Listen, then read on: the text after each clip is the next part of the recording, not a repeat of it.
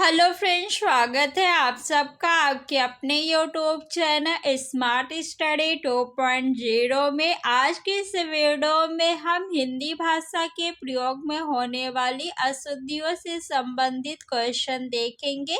सभी क्वेश्चंस बहुत इम्पोर्टेंट है, आप लोग वीडियो को ध्यान से देखिएगा। अगर इस वीडियो को आप ध्यान से देख लेते हैं तो आपका वाक्य अशुद्धि से संबंधित कोई भी प्रश्न गलत नहीं होगा। तो चलिए फ्रेंड्स, वीडियो को स्टार्ट करते हैं। पहला क्वेश्चन है, मुझे रेलगाड़ी से यात्रा करना अच्छी लगती है, कोई त्रुटि नहीं। किस भाग में त्रुटि है इसकी पहचान करना है। 4 ऑप्शन दिया गया है। तो पहले आप वाक्य में ही देखिए मुझे रेलगाड़ी से यात्रा करना अच्छी लगती है। क्या ये सही है? अच्छी लगती है, यात्रा करना अच्छा लगता है, ऐसा वाक्य होना चाहिए। शुद्ध वाक्य क्या है आपका? मुझे रेलगाड़ी से यात्रा करना अच्छा लगता है। क्या होना चाहिए? अच्छा लगता है, ना कि लगती है। तो इसलिए यहाँ पे अच्छी लगती है जो है ये अशुद्ध है। तो मुझे आपका बिल्कुल सही है, तो ये उत्तर नहीं होगा। रेलगाड़ी से यात्रा करना, ये भी आपका सही है, तो ये भी उत्तर नहीं होगा। अच्छी लगती है नहीं, अच्छा लगता है, तो ऑप्शन नंबर 3 आपका सही हो गया। नेक्स्ट क्वेश्चन नंबर 2 है, शुद्ध वाक्य है। कौन सा वाक्य सही है? वह प्रमाण सहित अपनी बात बताएगा। ऑप्शन 2 है, वह सप्रमाण के साथ अपनी बात बताएगा। ऑप्शन 3, वह प्रमाण के सहित अपनी बात बताएगा। ऑप्शन 4, वह सप्रमाण सहित अपनी बात बताएगा। आप लोग बताइए जल्दी से कमेंट बॉक्स में कौन सा उत्तर सही होगा। मैं आप सभी लोगों के कमेंट देखती हूँ, तो आप लोग कमेंट जरूर किया करिए। वह सप्रमाण सहित अपनी बात बताएगा। देखिए, सप्रमाण शब्द जब वाक्य में आ जाए तो उसके साथ सहित शब्द नहीं आना चाहिए। शुद्ध वाक्य होगा वह सप्रमाण अपनी बात बताएगा। यहाँ पे सहित है इसलिए ये गलत हो गया। वह प्रमाण के साथ अपनी बात बताएगा, तो प्रमाण के नहीं होना चाहिए था। वह प्रमाण सहित अपनी बात बताएगा, ये सही होता, तो ये गलत हो गया। वह सप्रमाण के साथ, जब सप्रमाण शब्द आ गया तो इसके साथ के साथ नहीं आना चाहिए था, सिर्फ सप्रमाण होना चाहिए था, तो ये भी गलत हो गया। वह प्रमाण सहित अपनी बात बताएगा, तो ऑप्शन फर्स्ट आपका बिल्कुल सही है। जब आप इस तरह क्वेश्चंस को करेंगे ना तो एग्जाम में क्वेश्चन गलत होने के चांस ही नहीं रहेगा। नेक्स्ट क्वेश्चन नंबर 3, शुद्ध वाक्य का चयन करें। ऑप्शन फर्स्ट है, इस समय मोहन की आयु 30 वर्ष है। ऑप्शन सेकेंड, वे चाहे भले ही ना आए पर तुम्हें आना होगा। ऑप्शन थर्ड, मध्यकालीन युग में कलाओं की बहुत उन्नति हुई। ऑप्शन 4, साहब ने कहा है कि किसी को अंदर ना जाने दिया जाए। बताइए कौन सा ऑप्शन सही होगा। ऑप्शन फर्स्ट है, इस समय मोहन की आयु 30 वर्ष है। तो यहाँ पे आयु शब्द का प्रयोग नहीं बल्कि अवस्था का प्रयोग होना चाहिए। तो इस समय मोहन की अवस्था 30 वर्ष है, ये शुद्ध वाक्य होगा, तो ये गलत हो गया आपका। नेक्स्ट है, वे चाहे भले ही ना आए पर तुम्हें आना होगा। तो यहाँ पे होगा, वे भले ही ना आए पर तुम्हें आना होगा, ये आपका शुद्ध होता है, तो ये गलत हो गया। ऑप्शन थर्ड है, मध्यकालीन युग में कलाओं की बहुत उन्नति हुई है। तो मध्यकालीन शब्द जब आ गया तो युग शब्द का प्रयोग नहीं होना चाहिए था, लेकिन यहाँ पे हुआ है, तो ये भी गलत हो गया। साहब ने कहा है कि किसी को अंदर न जाने दिया जाए। तो ऑप्शन नंबर 4 आपका जो है वो बिल्कुल सही है। नेक्स्ट क्वेश्चन दिया है क्वेश्चन नंबर 4। अगर आपको वीडियो अच्छा लग रहा हो तो वीडियो को लाइक कर दीजिए। आप लोग जब लाइक करते हैं तो हमें मोटिवेशन मिलता है कि हम आपके लिए ऐसी ही और वीडियो बनाएं। और वीडियो को शेयर करना ना भूलिएगा। शुद्ध वाक्य का चयन करें। ऑप्शन फर्स्ट है अनेक निरपराध दंड के भागी हुए। ऑप्शन सेकंड है इसके एकमात्र 2 कारण हो सकते हैं। ऑप्शन थर्ड है माता पिता की शुश्रूषा करनी चाहिए। ऑप्शन 4 है तूफान आने का संदेह है। देखिए ऑप्शन फर्स्ट जो है आपका ये गलत है। क्यों? अनेक निरपराध, निरपराध नहीं निरपराध होना चाहिए, ये गलत हो गया आपका। इसके एकमात्र 2 कारण, एकमात्र नहीं इसके मात्र 2 कारण हो सकते हैं, ये सही होना चाहिए। एक शब्द का प्रयोग यहाँ नहीं होना चाहिए, तो ये भी आपका गलत हो गया। तूफान आने का संदेह है, तो संदेह नहीं तूफान आने की आशंका है, ऐसा होना चाहिए, तो ये भी गलत हो गया। तो ऑप्शन नंबर 3 आपका बिल्कुल सही है, माता पिता की शुश्रूषा करनी चाहिए। नेक्स्ट क्वेश्चन नंबर 5, शुद्ध वाक्य का चयन करें। ऑप्शन फर्स्ट है मैंने तरह तरह के रेशम के कपड़े पसंद किए। ऑप्शन 2 तुम्हारी दृष्टि तुम्हारी पुस्तक पर होनी चाहिए। ऑप्शन थर्ड इस ग्रंथ का निर्माण तुलसीदास ने किया। ऑप्शन 4 समाज की वर्तमान दशा चिंताजनक है। बताइए कौन सा ऑप्शन सही होगा, जल्दी से कमेंट करिए आप लोग।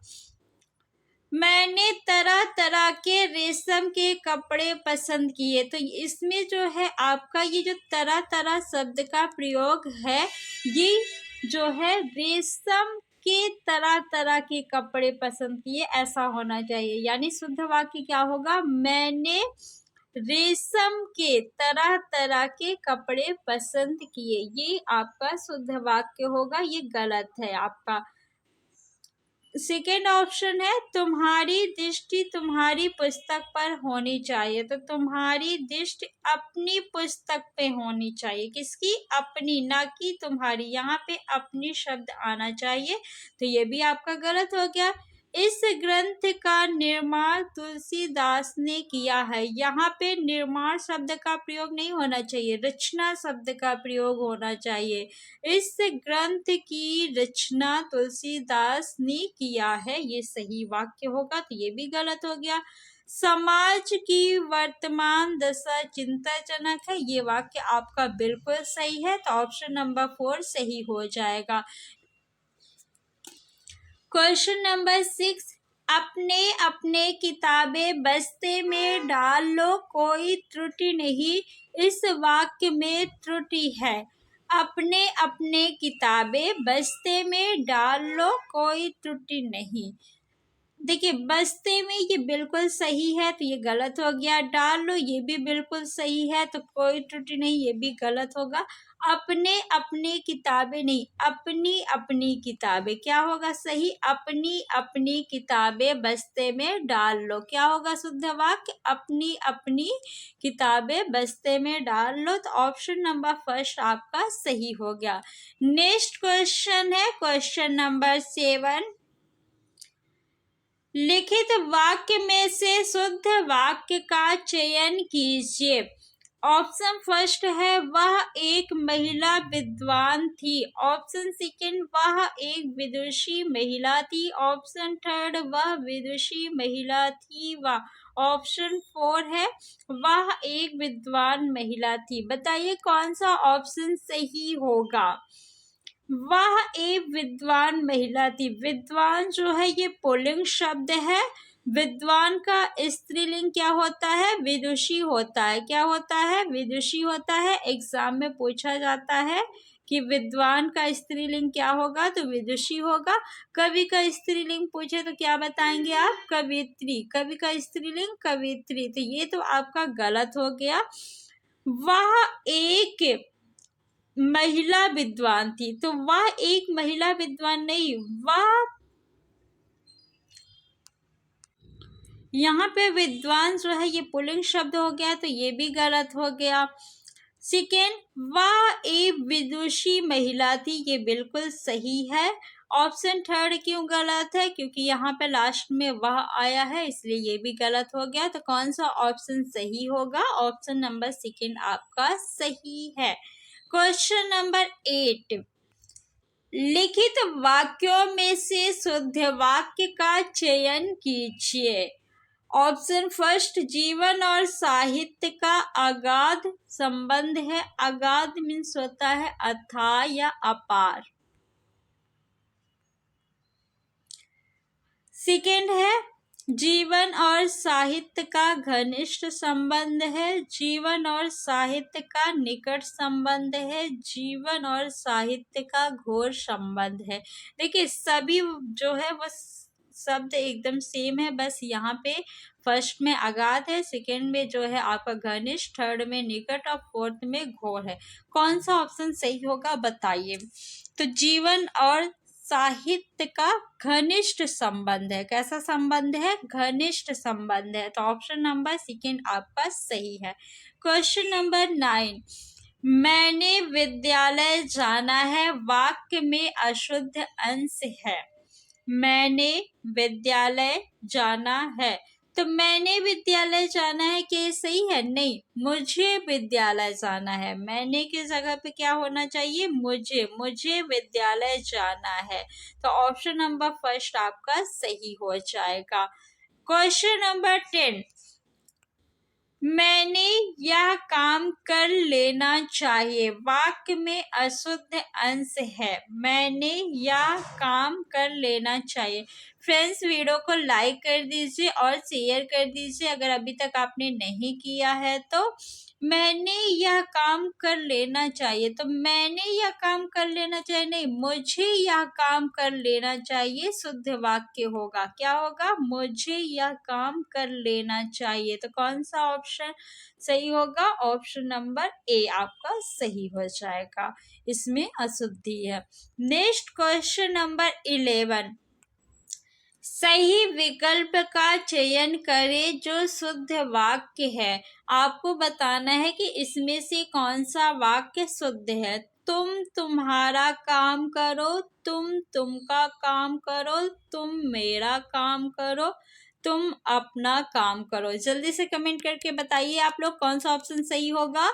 तुम तुम्हारा काम करो क्या सही, नहीं, तुम तुम्हारा नहीं, तुम अपना काम करो। क्या होगा, तुम अपना काम करो।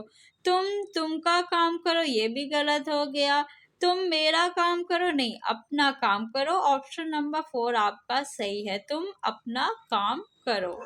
नेक्स्ट क्वेश्चन नंबर 12 है, तुमको मुझे पढ़ाना है। तुमको मुझे पढ़ाना है, यहाँ पे पढ़ाना होगा।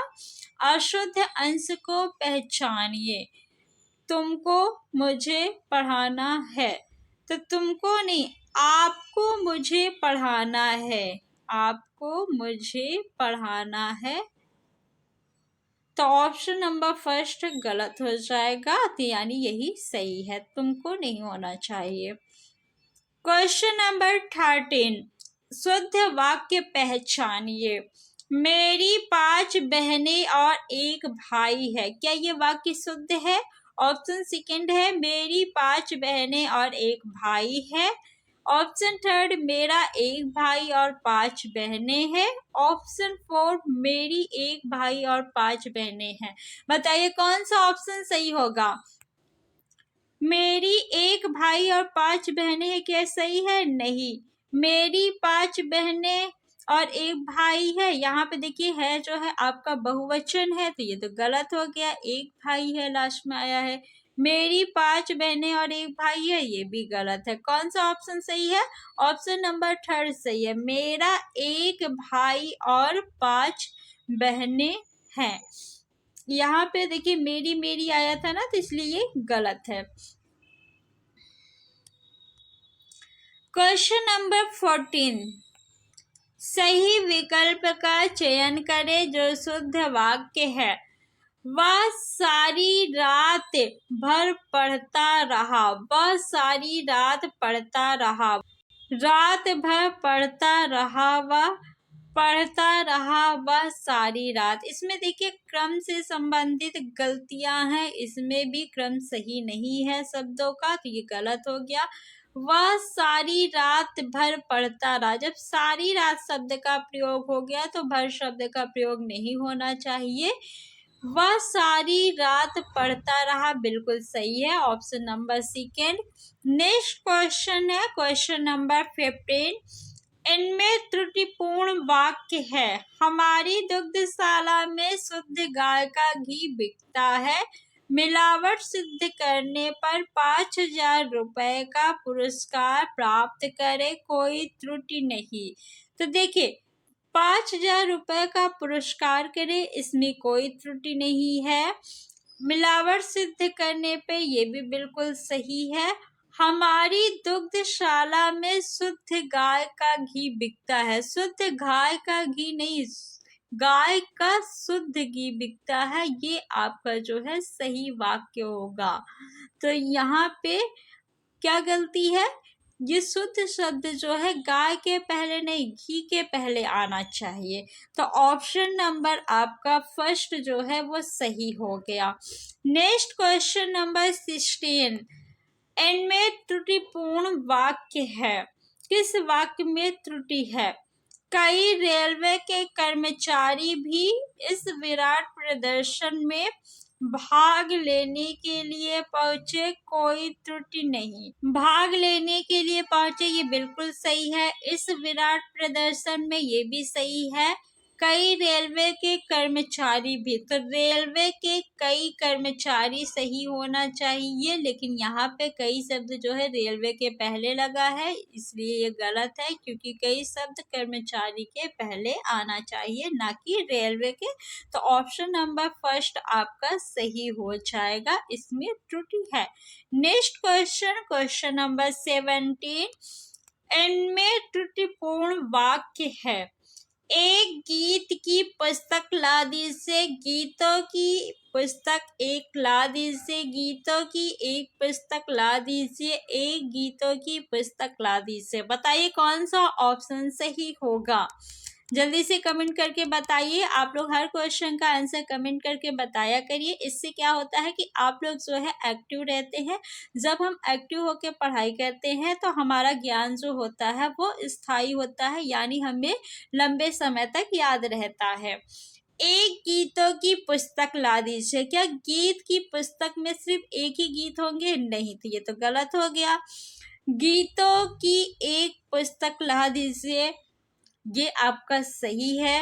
गीतों की पुस्तक एक ला दीजिए, क्या ये सही है? नहीं, एक गीत की पुस्तक, एक गीत थोड़ी ना होगा गीत की पुस्तक में, गीत की एक पुस्तक ला दीजिए, ये सही होगा, तो ये गलत हो गया। तो ऑप्शन नंबर थर्ड आपका सही है। नेक्स्ट क्वेश्चन है क्वेश्चन नंबर 18, लेकिन इससे पहले अगर अभी तक आपने चैनल को सब्सक्राइब नहीं किया है तो सब्सक्राइब कर लीजिए और वीडियो को लाइक करके अपने फ्रेंड्स में शेयर कर दीजिए। इनमें त्रुटिपूर्ण वाक्य है। जब तक मैं नहीं आऊं तब तक तुम पढ़ते रहना, जब तक मैं नहीं आऊं उस समय तक तुम पढ़ते रहना, जब तक मैं ना आऊं तब तक तुम पढ़ते रहना, जब तक मैं ना आऊं उस समय तक तुम पढ़ते रहना। बताइए कौन सा ऑप्शन सही होगा? जब तक मैं नहीं आऊं तब तक तुम पढ़ते रहना, तो यहाँ पे नई शब्द का नहीं, ना शब्द का प्रयोग होना चाहिए, तो ये गलत हो गया। ऑप्शन नंबर सेकेंड में भी नहीं है, तो ये भी गलत हो गया। जब तक मैं ना आऊं तब तक तुम पढ़ते रहना, ये आपका सही है। जब तक मैं ना आऊं उस समय तक तुम पढ़ते रहना, ये भी आपका गलत है। तो ऑप्शन नंबर थर्ड आपका सही है। नेक्स्ट क्वेश्चन देखेंगे हम, क्वेश्चन नंबर 19। इनमें त्रुटिपूर्ण वाक्य है। ऑप्शन फर्स्ट, उसने लिखा था कि। ऑप्शन सेकेंड, उसकी दुकान पर शुद्ध गाय का घी मिलता है। देखिए यहाँ पे उसने लिखा था कि ये बिल्कुल सही है, तो ये आपका गलत हो गया, क्योंकि जिस भाग में त्रुटि है वो आपको लगाना है सही। उसकी दुकान पर शुद्ध गाय नहीं होगा, गाय का शुद्ध घी मिलता है, ये सही होगा। तो यहाँ पे अशुद्धि है, तो ऑप्शन नंबर सेकेंड आपका सही हो जाएगा। Next question number 20। निम्नलिखित में से शुद्ध वाक्य का चयन कीजिए। कृपया करके खुले पैसे दे। कृपया करके, कृपया के बाद करके शब्द नहीं होगा, कृपया खुले पैसे दे।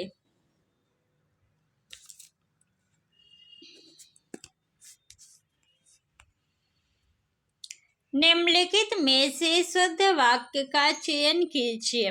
कृपया करके खुले पैसे दे। कृपया खुले पैसे देने की कृपा करें। कृपया खुले पैसे दे। कृपया करके खुले पैसे देने की कृपा करें। बताइए कौन सा ऑप्शन सही है, जल्दी से कमेंट करके बताइए। पहला है आपका कि कृपया करके खुले पैसे दे, तो कृपया के साथ करके शब्द का प्रयोग नहीं होगा, तो ये गलत हो गया। कृपया खुले पैसे देने की कृपा करें, कृपया शब्द जब आ गया तो कृपा शब्द का प्रयोग नहीं होगा। कृपया खुले पैसे दे बिल्कुल सही है। यहाँ पे भी कृपया और कृपा दोनों शब्द आया है, तो ये भी गलत हो गया। ऑप्शन नंबर थर्ड आपका जो है वो बिल्कुल सही है। फ्रेंड्स, अगर आप हमें कोई सुझाव देना चाहते हैं तो कमेंट बॉक्स में कमेंट करके बता सकते हैं। आपको ये वीडियो कैसा लगा ज़रूर बताइएगा, और ऐसी ही और वीडियो देखने के लिए चैनल को सब्सक्राइब कर लीजिए, वीडियो को लाइक करके अपने फ्रेंड्स में शेयर कर दीजिए।